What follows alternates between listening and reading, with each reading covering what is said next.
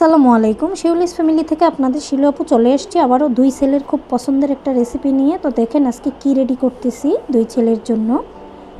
প্রথমে একটা কড়াই বসিয়ে অল্প করে সরিষার তেল দিয়ে দিলাম বেশ খানিকটা পেঁয়াজ কুচি, আর পেঁয়াজটা একটু মোটা করে কেটেছি, বেশি বাদামি কালার করব না।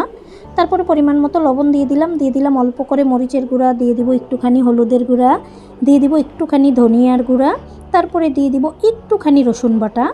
তারপরে এই মশলাগুলোর সাথে তেলটা আর পেঁয়াজটা একসাথে জাল করে নিব কিছুক্ষণ।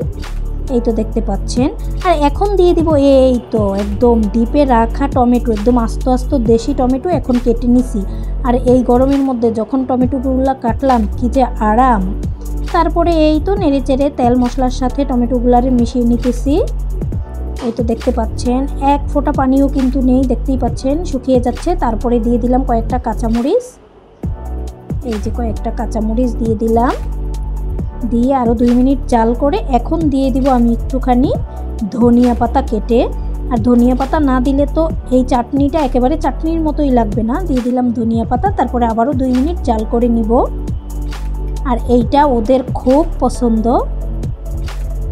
এই তো দেখতে পাচ্ছেন একদম শুকনা শুকনা জাল করে নিতেছি। তারপরে এই যে একটা বাটিতে ঢেলে নিলাম। তো ওরা এখন ভাত খাবে গরম ভাতের সাথে। এই চাটনিটা কেমন হলো বলেন তো? আপনারাও কিন্তু এরকম আস্ত আস্ত টমেটো ডিপে রেখে আপনারাও চাটনি বানিয়ে খেয়ে দেখবেন কেমন হয়। তো আজকের এই রেসিপিটা কেমন হলো জানাবেন, বেশি বেশি লাইক কমেন্ট শেয়ার দিয়ে দিবেন।